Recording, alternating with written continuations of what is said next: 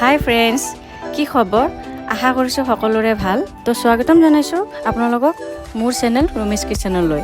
তো আজিৰ ৰেচিপিটোত মই আপোনালোকক দেখুৱাম কেনেকৈ আপোনাৰ ঘৰতে চিলি পনীৰ বনাব পাৰে। তো বলকচোন ৰেচিপিটো বনাওঁ। চিলি পনীৰ বনাবলৈ প্ৰথমতে অকণমান পনীৰখিনি ফ্ৰাই কৰি ল'ব লাগিব। সেইবাবে মই প্ৰথমতে মিঠাতেল দি দিলোঁ আৰু তাৰপিছত মই পনীৰটো ফ্ৰাই কৰিলোঁ। আৰু আপোনালোকে পনীৰটো বেছি ফ্ৰাই নকৰিব, জাষ্ট অকণমান ফ্ৰাই কৰিব। যেতিয়া দেখিছে অকণমান ব্ৰাউন কালাৰ হৈছে তেতিয়া নমাই দিব। এতিয়া আমাৰ পনীৰখিনি ফ্ৰাই কৰা হৈ গ'ল।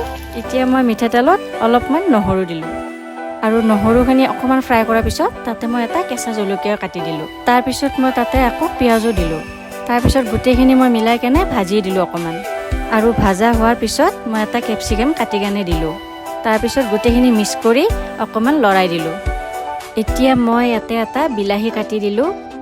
তাৰপিছত মই আকৌ অকণমান লৰাই দিলোঁ আৰু ইয়াতে এতিয়া মই অকণমান নিমখ দিম। নিমখ দি গোটেইখিনি লৰাই দিম। এতিয়া মই ইয়াতে চয়া চচ, টমেটো চচ আৰু জালুকৰ গুড়া অলপ দি লৰাই দিলোঁ। এতিয়া মই ইয়াতে ভাজি ৰখা পনীৰখিনি দি দিলোঁ।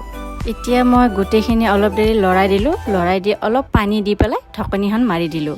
আৰু এয়া আমাৰ চিলি পনীৰ ৰেডি। এই ৰেচিপিটো আপোনালোকে ঘৰত এবাৰ ট্ৰাই কৰি চাবচোন আৰু কেনেকুৱা লাগিছে মোক কমেণ্ট বক্সত জনাব।